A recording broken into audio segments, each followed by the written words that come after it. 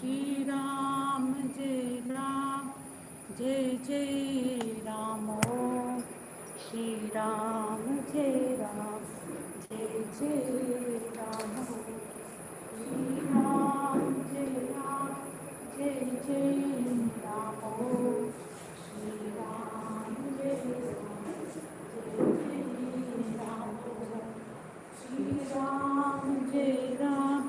Jai Jai Ram Om Shri Ram Jai Ram Jai Jai Ram Om Shri Ram Jai Ram Jai Jai Ram Om Shri Ram Jai Ram Jai Jai Ram Om Shri Ram Jai Ram Jai Jai Ram Om Shri Ram Jai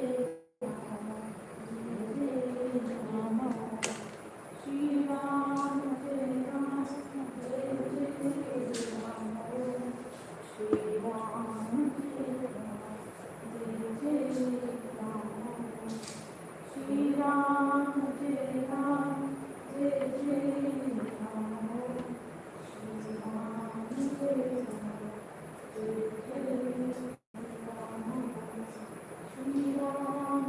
Jai Ram Om Shri Ram Jai Ram Shri Ram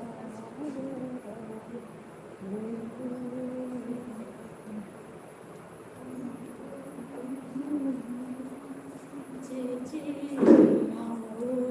Ram Jai Jai Ram Shri Ram Jai Jai Jai Ram Shri Ram Jai Ram Jai Jai Ram Om Shri Ram Jai Ram Jai Jai Ram Om Shri Ram Jai Ram Jai Jai Ram Om Shri Ram Jai Ram Jai Jai Ram Om Shri Ram Jai Ram Jai Jai Ram Om Shri Ram Jai Ram Jai Jai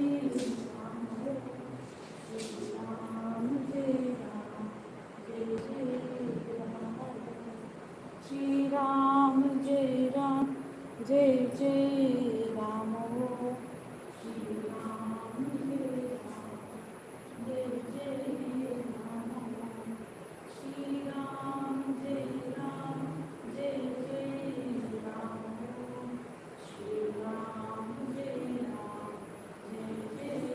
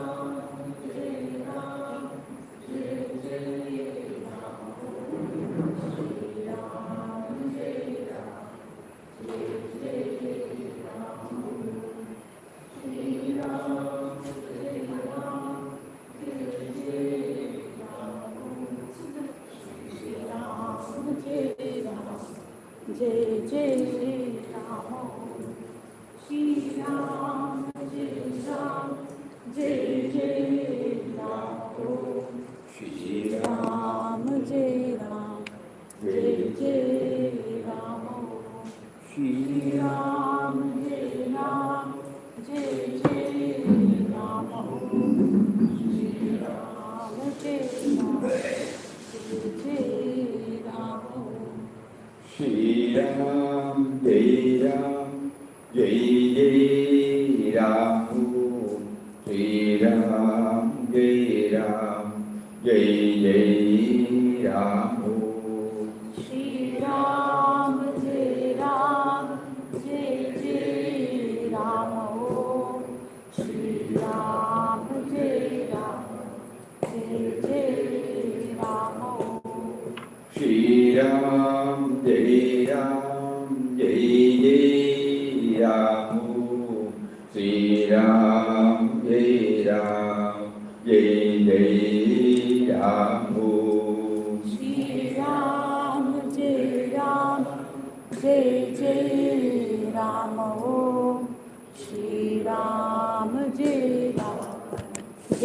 Jai Ram. Shri Ram, Jai Ram, Jai Jai Ram. Shri Ram, Jai Ram, Jai Jai Ram.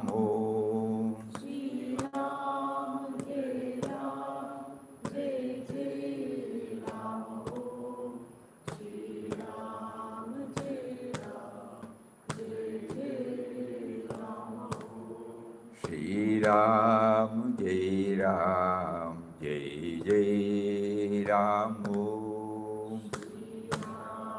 Shri Ram, Jai Ram, Jai Jai Ram. Om Shri Ram, Jai Ram, Jai Jai Ram. Om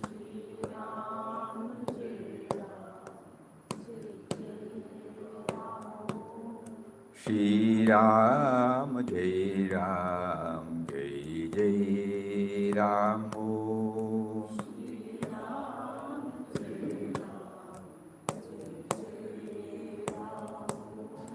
Shri Ram, Jai Ram, Jai Jai Ram. Om Shri Ram, Jai Ram, Jai Jai Ram. Om Shri Ram, Jai Ram, Jai Jai Ram.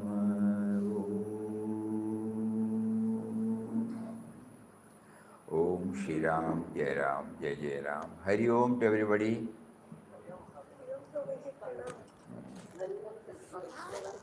Pranam, pranam, pranam.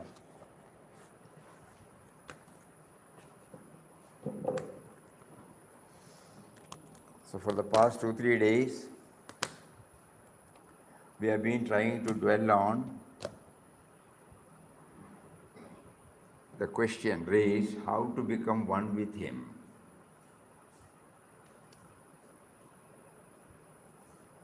As said earlier, there cannot be any answer from the vocal level, because that is the end and aim of all spiritual journey.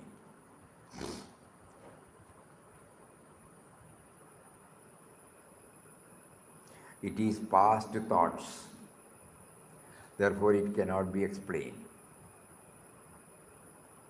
But at the same time, the outer guidance will definitely take us to some extent, from where it is purely an inward journey.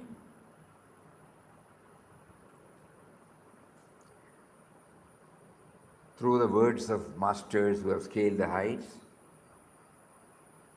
we are trying to equip our equipment, empower our equipment, enable our equipment to take to this inward journey. That is what we have been trying for the past 2-3 days. And every time when we share, again, Papa causes it to be refined. So when we do this manana, this reflection, contemplation, it unearths so many clues for us.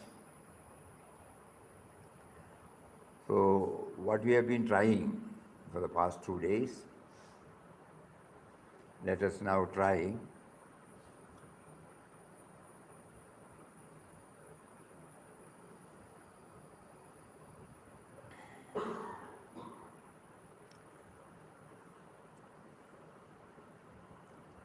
how to become one with Him is the natural yearning or cry of every serious devotee. Serious devotee.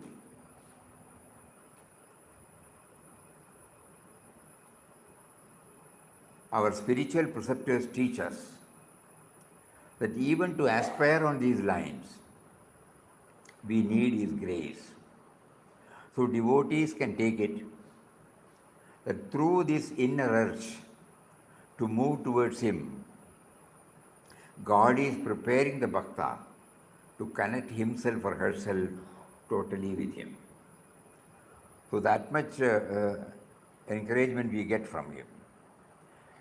Because the end and aim of all spiritual discipline is what is now brought out in the form of this question. He has been trying to guide us, lead us through inner and outer factors. And probably he feels, we take it like that, he feels that the time has come for all of us to consolidate our earnings and make a serious effort to become one with Him. As a first step, we try to know that Him stands for, we try to know what Him stands for and who wants to become one with Him. When we say, I want to become one with Him, there are the I and the Him, we try to, first clarity we should get. Of course, it is clear that the individual aspires to become one with the Spirit within. Without the Spirit, the individual cannot exist. Without the individual, the Spirit cannot be realized. So both are interconnected and valid. So the first step toward this, I want to become one with Him, we need not think that this, when I want to become one, I should be totally negated. Yes, I should be totally negated. The lower I in me. But as long as the body is there, as long as the embodied self is there, the individual will remain, but with a purified sense of individuality. At the moment it is not purified, it is dominated by me and mine. So we are trying to move to that with His grace. It can't be done by ourselves. For Him to express, we need this creation. To exist, the creation can exist only with Him in us. So that is why both are interrelated and interconnected. He gave us this creation. He gave us this body, mind, intellect equipment. The present me and mine had no role in it. In the sense, I did not plan, I was not consulted, I was not there at all. Right from the level when I was in the form of a seed in my mother's womb, this present me and mine was not there.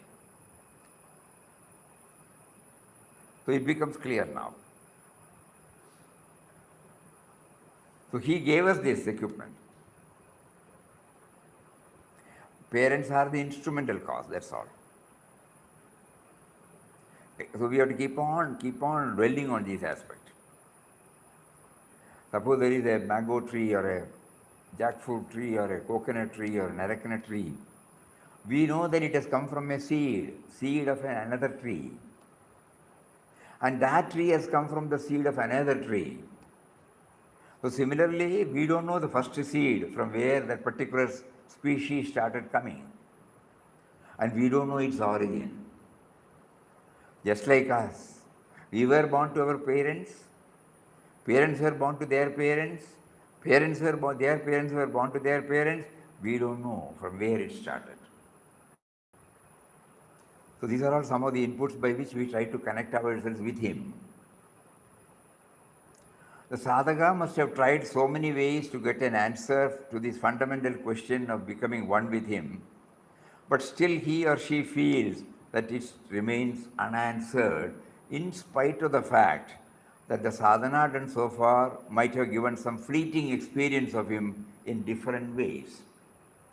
Otherwise we would not have continued, Some fleeting experience in the form of contentment, joy, thrill, something, otherwise we will not be continuing this. We would have dropped this and gone away. But the very fact that we are still in that process, that shows we must have had some fleeting experience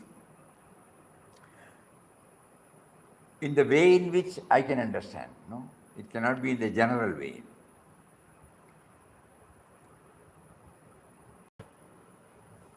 These promptings direct the sadhaka to intensify his efforts to become one with him through either vichara marga or bhakti marga or a combination of both. So this is how he is preparing us. And here, beloved Papa, he combines. On bhakti and jnana, Papa says, what is bhakti? Bhakti denotes the elevation of the heart towards the great reality through purified emotion or love.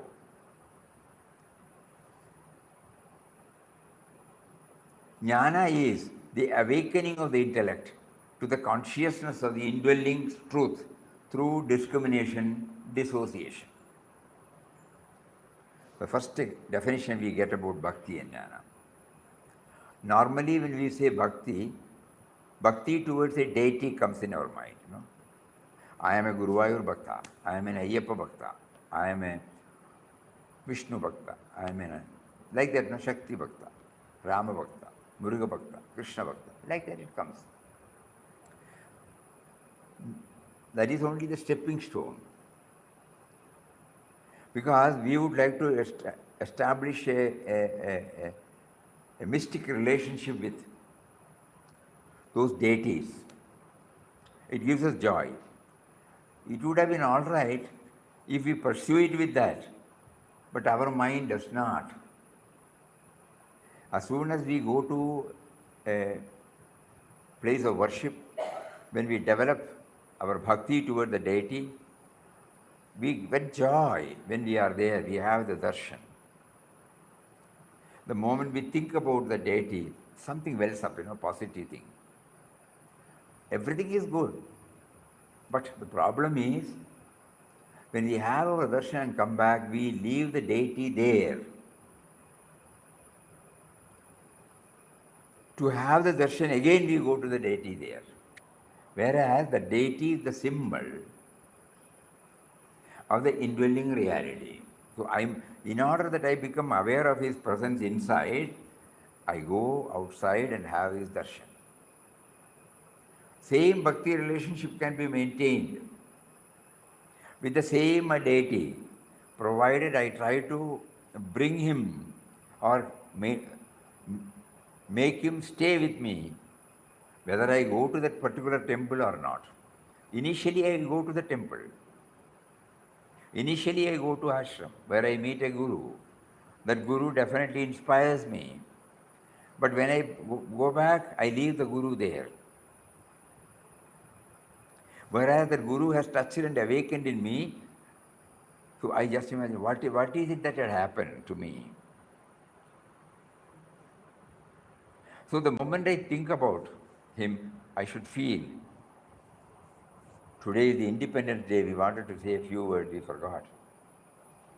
We suddenly remembered Vinobaji's words.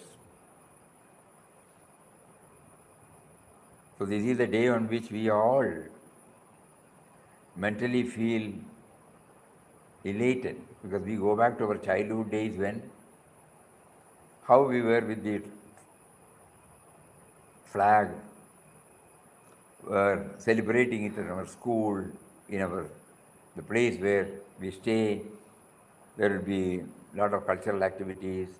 Morning we go, the hoisting the flag. So hoisting the flag, yes. Swami Chidanji Maharaj used to say, hoisting the flag, two things it reminds.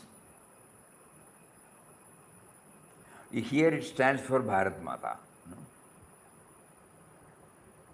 And suddenly it wells up in our mind. All of us are enjoying the freedom today because of the tremendous sacrifice done by innumerable people. Some we know, like Mahatma Ji or so many such national leaders, but there are innumerable people whose name we don't know, but who have sacrificed their very life for getting India freed. So on this day, mentally we prostrate before all those. And by that they taught us that for the sake of an ideal, what is needed is sacrifice. There is no personal interest involved there. For a greater cause. We started thinking in terms of me and mine.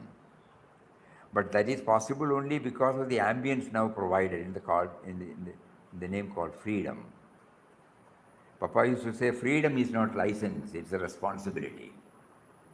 It is not a license to do anything, but it is a responsibility. So we are praying to Him, you gave us, for our outer life, you gave us this freedom to teach us what exactly is freedom and how we can get it. We are, though outwardly we are free, inwardly we are not free. We are in the clutches of our own me and mine. So there should be a movement, just like starting from mid of 1850, there have been innumerable Tyagis who have done their might for the ultimate fruition on 15th August 1947. So, similarly, we also have to do something to free ourselves from the bondage in which we ourselves got caught. So this when we celebrate our freedom as a spiritual aspirant, it is a reminder to us that outwardly we are no doubt free as a citizen outside. But at the same time, inwardly, all of us are still, or most of us are still,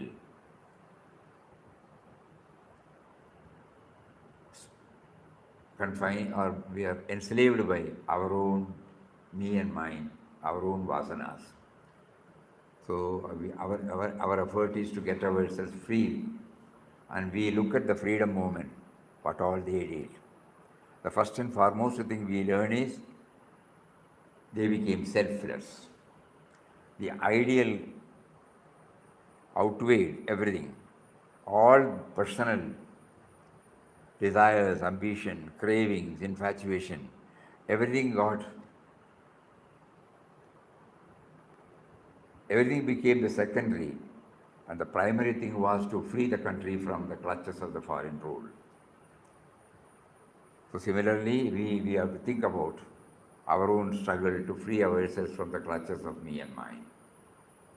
So on this day we pray again and again, let us be conscious of the wonderful contribution they have all done, and let us live up to what is expected of us as a dutiful citizen of this country.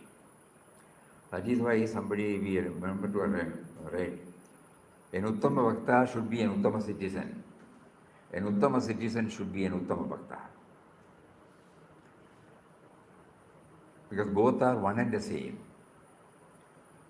Uttama citizen means, who is rightfully following all duties enshrined in the Constitution, so that he gives equal weightage for the co-creations. And Bhakta means, we are getting united. And the Indian samskara, Sanatana samskara is that though we say that we are Indians, though we are happy that we are Indian, at the same time our culture always stands for the welfare of the whole creation.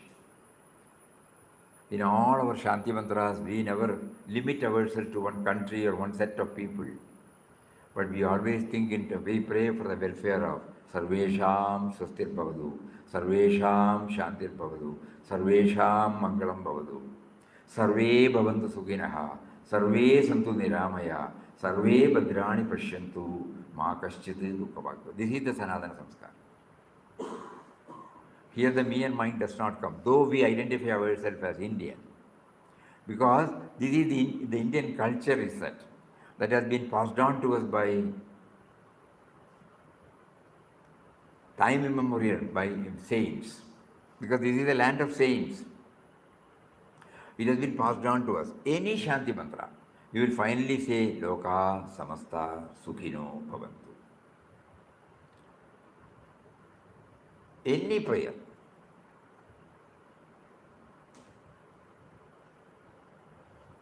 So when we try to pray, we not only pray for the welfare of others, but tacitly or impliedly we just remind ourselves of the holy culture this great land has given to us.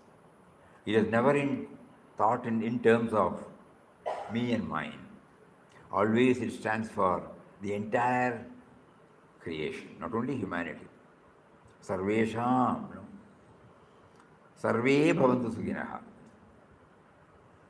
स्वस्ति प्रजाभ्य परिपालयन्तां न्यायेन मार्गेण महिं महिषा गोब्राह्मणेभ्य शुभमस्तु नित्यं लोकाः समस्ताः सुखिनो भवन्तु काले वर्षतु पर्जन्य पृथिवी सस्य shalini.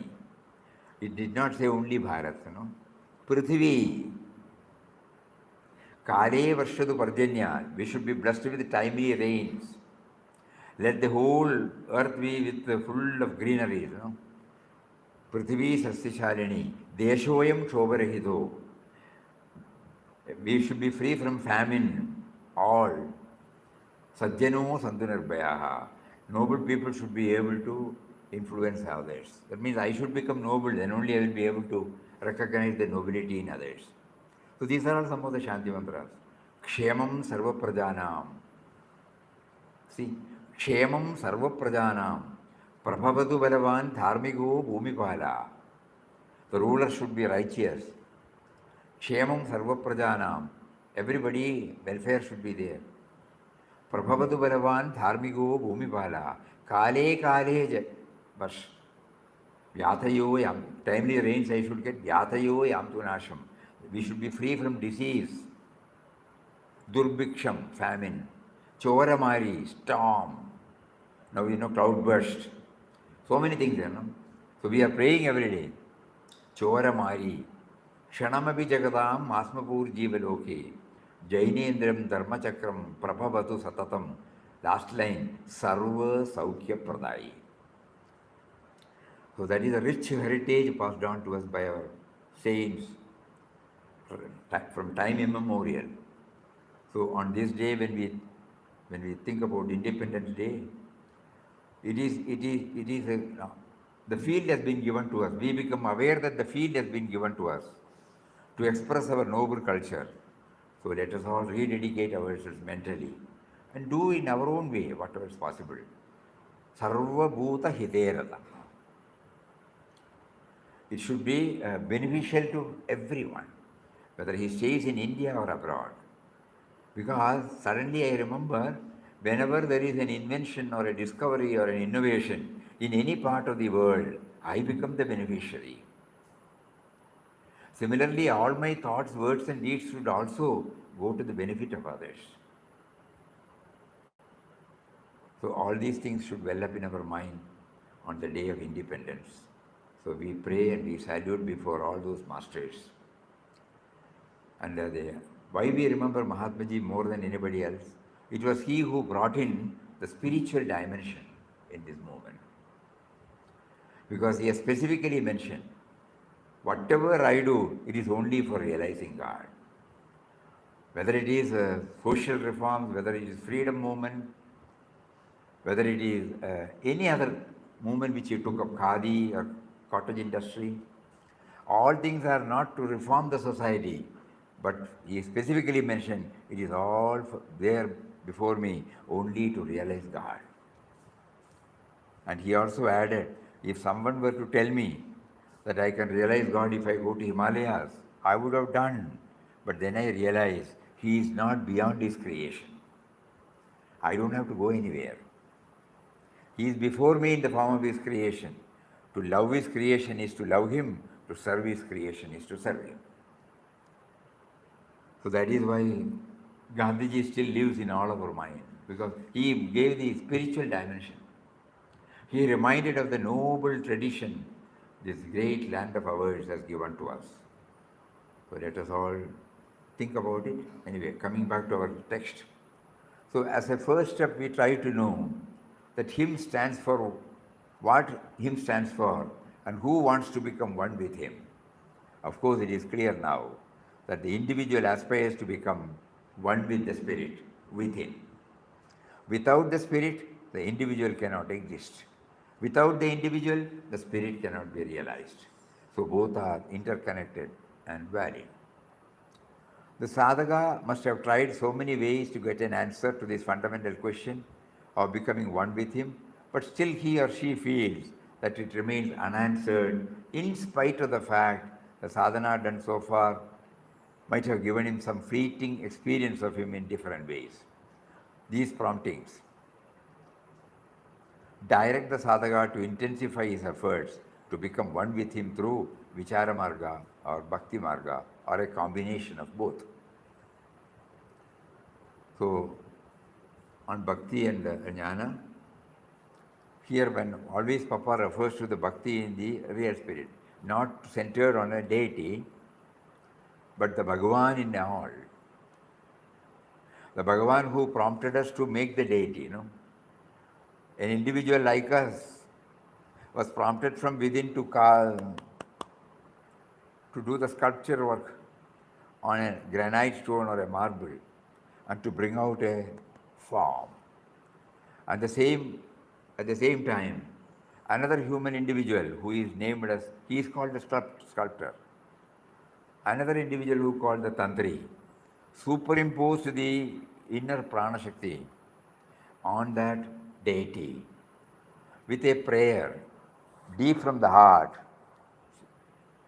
to inspire for many, many years to come or centuries to come to innumerable spiritual aspirants who come there for the darshan.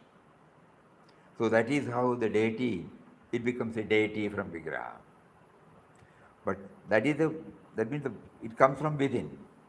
So Papa directly goes to that within. The Bhagavan and Bhakta is there, dual is there. Bhakti means there is a dual aspect, not non-dual. Bhagavan and Bhakta. So that is still there. The Lord, the indwelling Lord in me and the person in me. Both are valid. Not to a particular deity, but to this indwelling reality. So bhakti denotes the elevation of the heart toward the great reality through purified emotion or love. That is called devotion. Jnana is the awakening of the intellect to the consciousness of the indwelling truth through discrimination and dissociation. Jnana, the knowledge of Atman, liberates the bound soul from the various vicious cycle of births and deaths and grants him unchanging and eternal bliss and peace. It is then the higher bhakti, which is termed parabhakti, dawns on him. This is the summit of God realization. With jnana as the background, the devotee beholds the entire manifested universe as the supreme image of his beloved Lord. So here the word, kindly note, with jnana as the background. All creatures, beings and things in the universe are looked upon by him as the very forms of his Lord. He feels and sees the Lord's presence everywhere. His sense of duality has completely vanished. Though he continues to remain as a devotee. That is the beauty. Bhakti is the root, Vairagya is the trunk, Jnana is the flower, and Parabhakti is the fruit. In Parabhakti, Purusha and Prakriti are realized as one. So this is how Papa combines Jnana and Bhakti.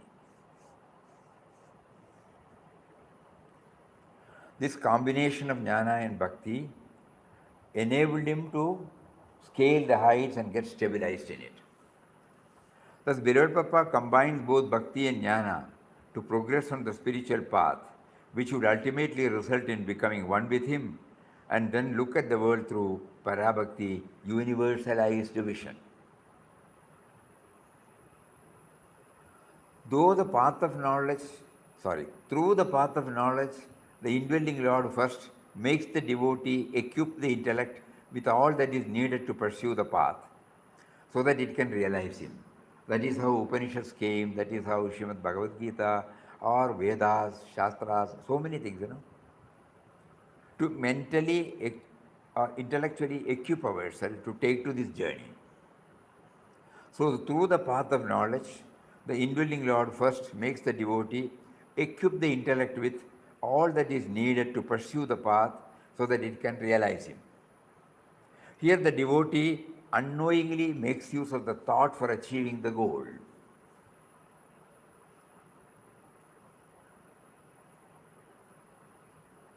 That is where the problem lies. No doubt the thought has an important role initially, but not throughout. When the thought takes the driver's seat to move toward the goal of realizing him, it forgets that even to move towards the goal of realizing him, it forgets that even the urge to know him is itself caused by him only. And therefore, the starting point to reach the goal itself is the ending point. In other words, the thought realizes that to exist as a thought, it needs this power, which is the goal. That means the assertive thought, which it feels, when it feels that it can independently trace the way and reach the goal, cannot succeed. That is why the aspirant feels heaviness in this path.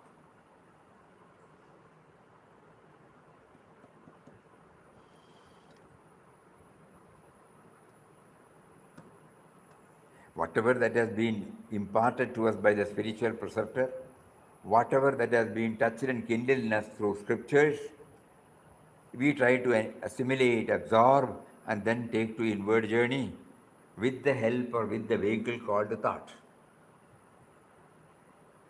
So that is in the driver's seat. And it is in search of the power. It takes us to so many things. These words are there in Kenopanishad, in Kathopanishad, in Vivek Chudamani, in Atmabodh, in Tattvabodh, in Srimad Bhagavad Gita. Like that, it keeps on driving to understand. We don't reach anywhere, excepting there is some intellectual satisfaction or thrill. Because that which motivates the thought is the goal to be achieved. That is why we feel, in spite of that, where am I? In spite of knowing, where am I? In spite of the disciplines I have undergone, where am I?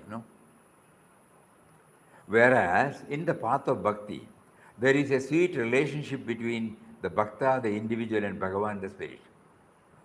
The bhakta always feels that Bhagavan is nearer to him, guiding, protecting, leading him at every stage. Because bhakti starts with faith, It is not rationalizing everything.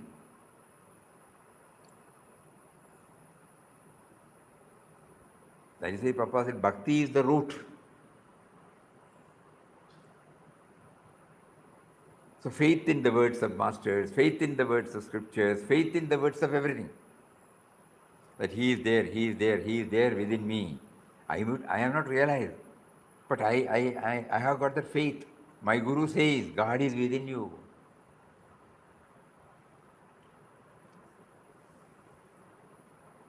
Swami Vivekananda used to quote often from one Upanishad, Shunvandu Vishwe Amritasya Putraha.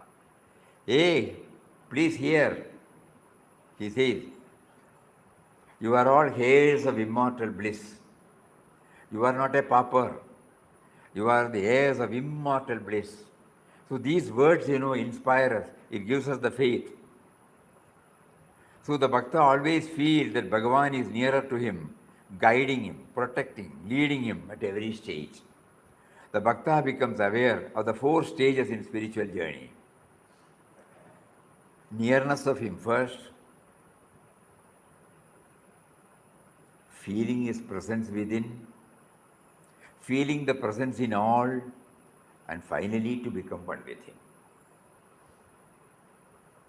So the first step is to feel the nearness of him.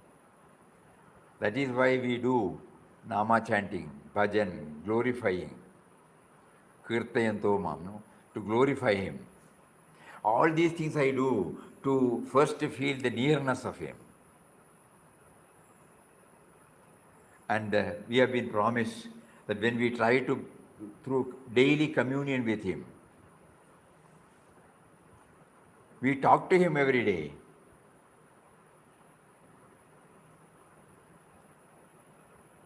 And that gives us the first feeling, he is near, he is near.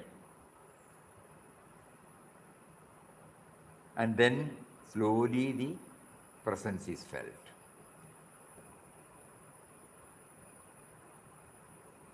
There whatever through jnana he has given, it helps us.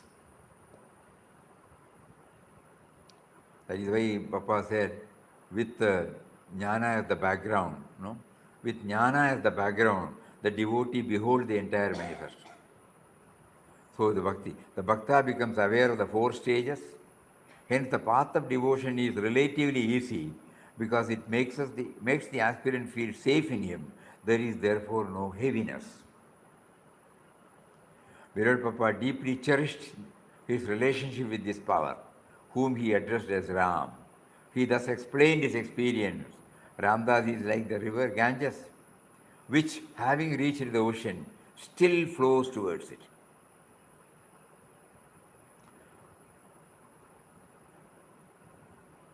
Just think about that particular expression.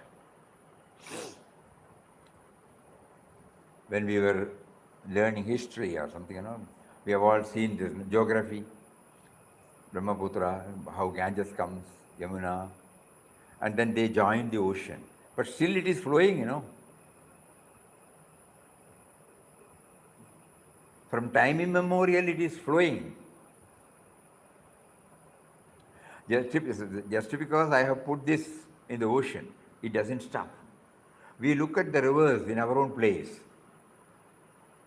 When the river joins, it loses its separate identity, but the fact remains that the river still continues. This is the relationship which Papa, when he saw it outside, he could feel it, yes. There is a joy in joining,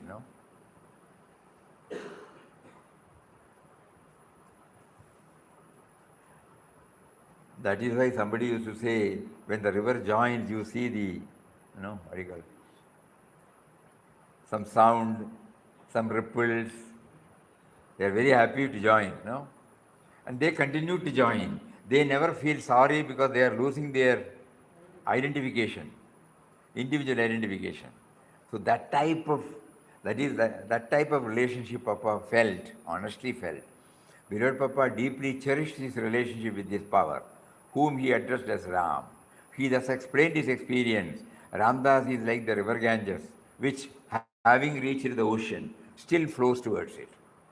There is a spiritual experience in which the devotee, having become one with the divine, still remains separate from him as his servant or child, and loves and serves him and plays with him as a child with its mother.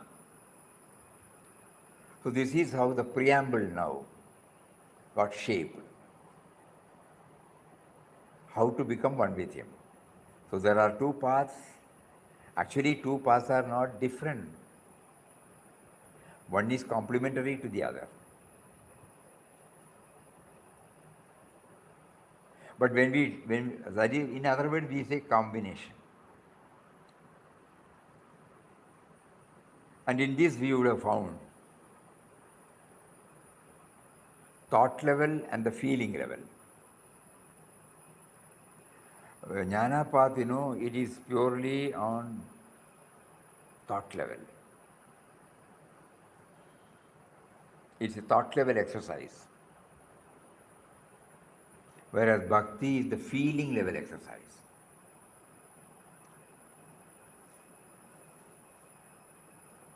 Feeling is the expression of God. Thought is not. Because thought refers to anything outside that reality.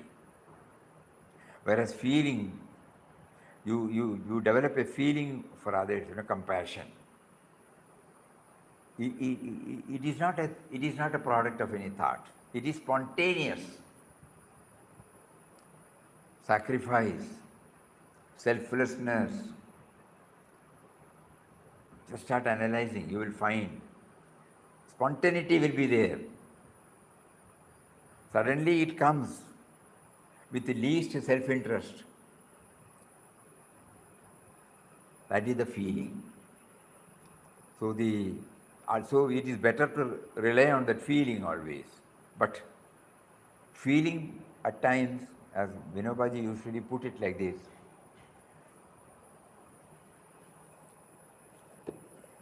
he clearly defines about this jnana and bhakti.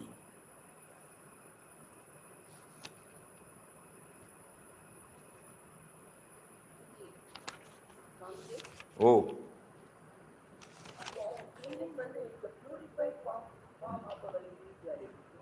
No? For feeling, you require a form. Form? Not necessarily. Initially, to become, we need a form. A deity inspires us. A guru inspires us. Yes, there is a form. But with the background of jnana, the same deity or the guru stands for the ideal that is represented through that form. And the ideal has no form. Please think about it. The ideal he embodies, that is the one which touches and kindles in me, but I am not aware of it. I am carried away by the attraction to the form. Then I miss the ideal.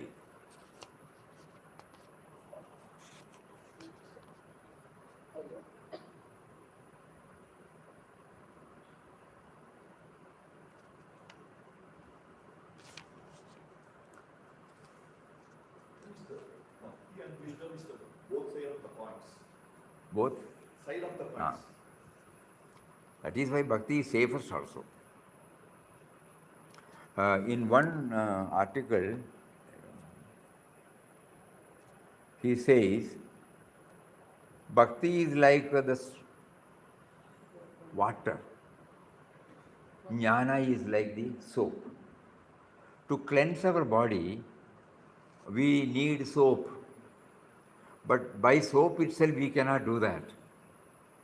We need water, and then we apply the soap. But with water itself, with the help of water itself, we can cleanse to a very great extent. The warmth of bhakti is needed. But at the same time, jnana is also needed. It has got its own place. He puts it in a beautiful form.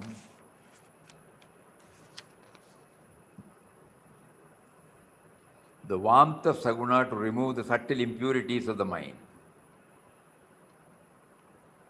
Thus they enrich and get lustre from each other. He says, while talking about nirguna and saguna bhakti, he says, we establish institutions to undertake various kinds of service. Initially, an individual establishes an institution. He is its main pillar. Everything revolves around him. But as the institution grows, it should not remain dependent on a single individual. It should then be guided by principles. Otherwise, decline is bound to set. Decline is bound to set in soon after the departure of that individual. To take my favorite illustration, one cannot continue spinning when the belt of the spinning wheel snaps, or can then one wind up the yarn already spun. This is what happens to the institution when it loses the key person. It then becomes orphaned. This would not happen if the institution advances from devotedness to an individual to devotion towards principles. Saguna needs help from nirguna. One must eventually learn to free oneself from attachment to and preoccupation with individuals and outer forms. The Ganga emerges from the Himalayas, from the locks of Lord Shiva, but it does not linger there. Leaving that support behind, she flows through the hills and forests to the plains and can therefore benefit the people. In the same way, an institution should be ready to adopt principles as its mainstay in the eventuality of losing the support of the key individual. While constructing an arch, support is given to it, scaffolding, but the support has to be withdrawn later. If the arch remains firmly in place after the support is removed, the support can be said to have done its work. Saguna is needed, indeed, the source of inspiration, but the ultimate culmination must be in nirguna, the commitment to principles. Self-knowledge must ultimately emerge from the womb of devotion, finally. Self-knowledge must ultimately emerge from the womb of devotion. The plant of bhakti must blossom into the flower of self-knowledge. Yes, somebody asked something, Saguna. Saguna, that ideal for she answered. What was that, Kalama? Is a person is needed for devotion.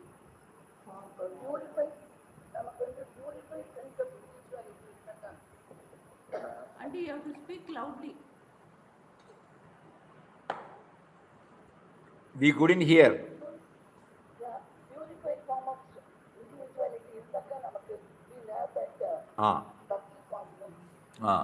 that Then when Papa was asked, by somebody, when we are chanting Om Shri Ram, Jai Ram, Jai Jai Ram here, to them, that Ram represented the Lord Ramchandra Murti of Ayodhya. So they said, there is no idol here. Papa immediately said, you are all forms of Ram. So Saguna and Nirguna is there. Bhakti and Jnana is there. The outer and the inner is there. Both represent these. If I look at somebody, if I see him as an individual, I stop. But when I look at somebody, my teachers say that I should try to see the indwelling reality. That is because of which the individual exists. But we stop at the individual level. The indwelling reality is there, expressing it in the form of life force, in the form of awareness, consciousness, in the form of intelligence, in the form of all values. It is there lying in every one of us. So our masters keep on telling, while you maintain your person, or your sense of individuality in the person, you are also trying to understand the indwelling reality. The combination of bhakti and jnana. Then there is no need for us to hang on to any particular image. At the same time, there have been innumerable Bhaktotamas in this great land who, even after scaling, getting stabilized, that the ultimate reality has come in that form, they continue to remain committed to the awareness of that reality in the form. whether it is Purandradas, whether it is Mirabai, whether anywhere, there are an umpteen number of Bhaktotamas. To them, it helped them. And they lived throughout their life. That stage, we cannot reach now. That is why we need this combination. Even Tukaram, in one of his songs, he says, he talks about this Adi Bija. He was a great devotee, Bhaktottama. So when somebody gave him a job to take care of the fields, to him it was not a job. It was a revelation of the Lord there in the form of seed and plant, and he sang this. So then it reminds us, unknowingly there is a combination of bhakti and jnana there. He was devoted to the Lord with form, but at the same time, he was seeing the Lord in every form.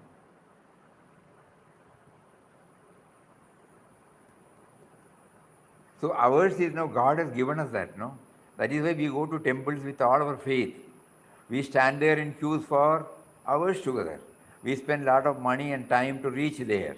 Everything is there. He has given all these things. The only things what we have to do is, when we have our darshan, we should not leave him there. He is the indwelling spirit whose presence I was not aware. Now he has facilitated me to make me aware by bringing me here and making me to have his darshan. He has been with me, he is with me, he will ever be with me. Is that clear? Yes, Swamiji. Thank you, sir. Hari Om. Anything else?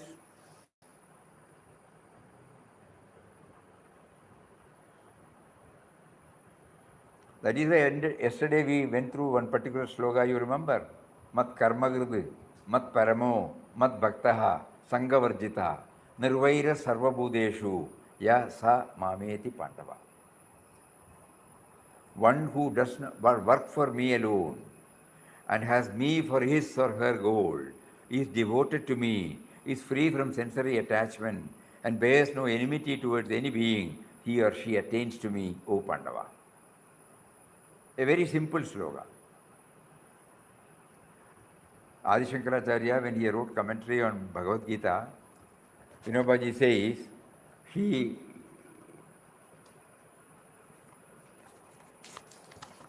his own words, The Lord has himself told us that in the last verse of his chapter, that is in 11th chapter, 55th sloka, this is the last sloka. Mat karmagrid, mat paramo, mat bhaktaha, sangavarjita, nirvaira sarvabhudeshu, ya sa mameti pandava.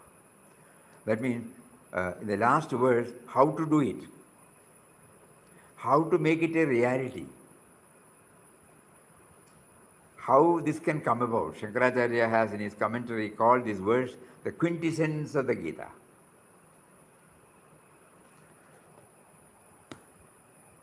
So whatever actions you do it as an offering for me.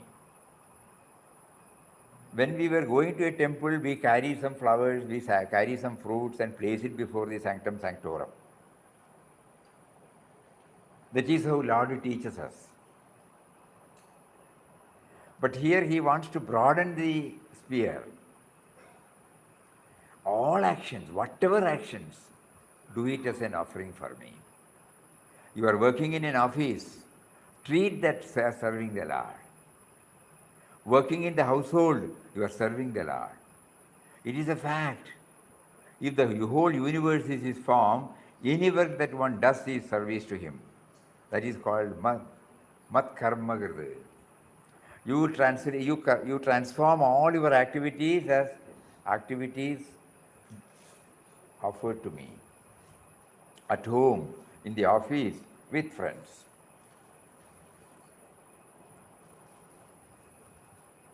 So spirituality does not get divorced from our usual common run of life. Anything that we do in our family, anything that we do in our field of profession, anything that we do in the field of society, everything is an offering to him. So that is why Shankaracharya, this is the cream, spirituality in day-to-day life. If the whole universe is keep me as the supreme goal, everything else is secondary, and God is the primary goal. That is why those who keep God as the supreme goal don't go to ecstasy when they get a little remark of appreciation, a little title, a little promotion. These are nothing. God is testing us through that, whether you are carried away by it. Because when a promotion comes to me, as a spiritual aspirant, we are not addressing others. As a spiritual aspirant, we always feel God gave me the sense of individuality. God is giving me the life force to sustain. God is giving me the consciousness through which we can effectively handle everything. God is giving me the intelligence to develop the expertise or skill in my work. God is providing me a field through my field of employment, through a field of family, through the field of society, and then I am paying back to Him.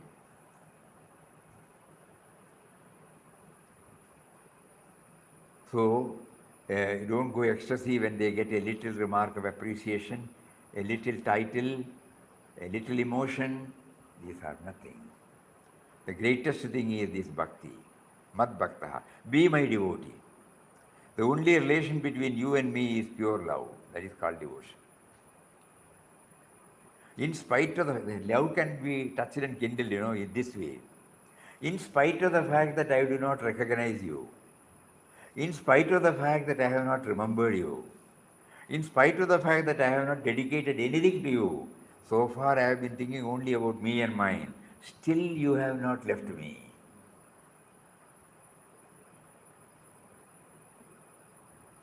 Just like my parents when I was in the childhood, I may be an irritating, always crying, asking this and that, but never they, got disgusted with me. You might all remember that old man and the son. An old man was living with his son. His vision was not becoming well. It was becoming blurred. So he cannot move independently out, that's all. So there is a lawn outside his house. There is a bench there. So every day evening, with the help of his son, he goes and sits. He cannot read. He can read. It's difficult, but not like what we read, how we read. So the boy was reading something, He heard the chirping of a bird. So he asked him, what is that? So he said, it's a bird. Some name he said. After some time again the chirping. Again he asked, what is that? So this time the son said, I told you, it is the bird. After some time, again the bird came and produced the sound. He asked, what is that? Did I not tell you? He got irritated.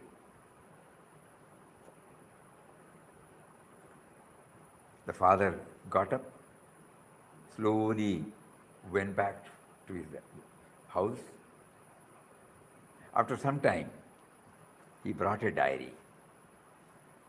And he said, and he was able to, with a limited vision, he was able to go to a particular date and read.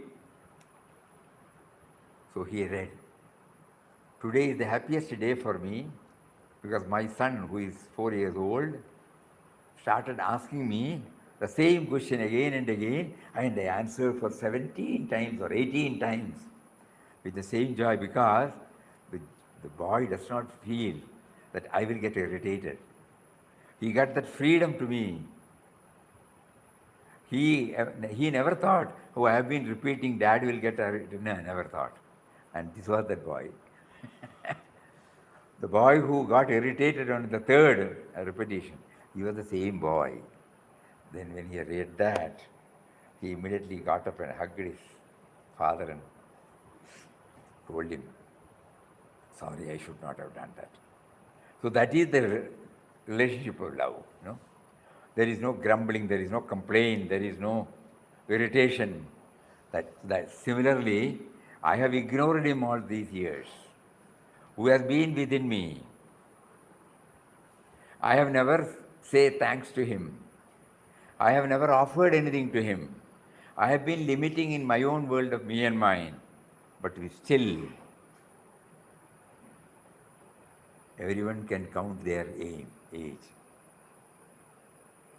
For the past 10 years, 15 years, 25 years, 50 years, 60 years, 70 years, 80 years, still you have not left me. That shows your abundant love for me. That is why he said, the greatest thing is this bhakti, be my devotee.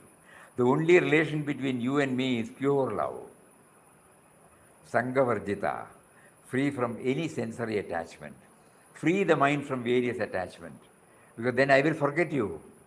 The whole mind space should be given to you. When I become possessive, part of my mind goes with that possession. There, you are denied. I forget you. So Lord Krishna says, Sangha-varjita, free from any sensory attachment.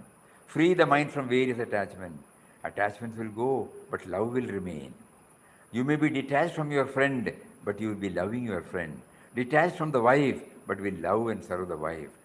That distinction we must know. Love is there, but no attachment. My child and another child, both are the same. If you only concentrate on my child, it is attachment. I am going to look after that child also if necessary. Today through the email we saw one small clipping. Which is that place? Vendor? Vegetable vendor?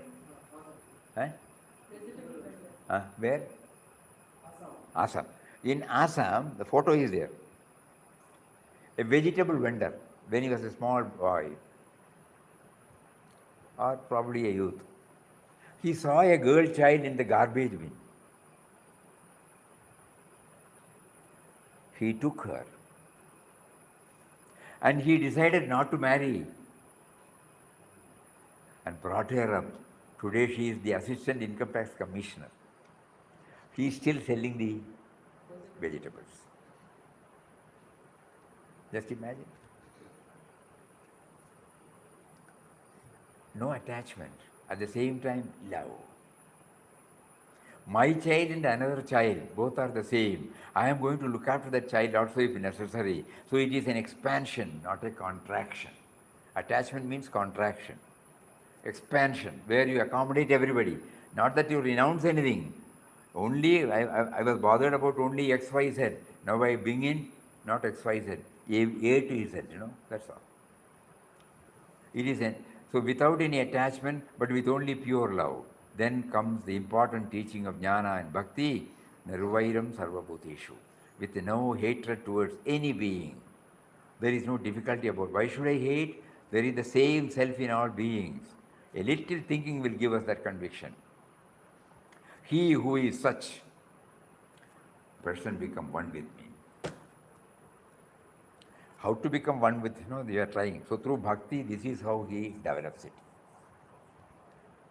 About the other path, we will try to dwell on it tomorrow. So let us again and again, we are repeating it again and again, so that it becomes clearer and clearer to us. The moment we go out of this session, in whatever way it is possible, we can keep on trying to translate this into silently. In our mind, we will try to develop all these things. Nirvairam sarvabhuteshu. Hari Om, Hari Om. Om Shri Ram, Jai Ram, Jai Jai Ram. Om Shri Ram, Jai Ram, Jai Jai Ram. Om.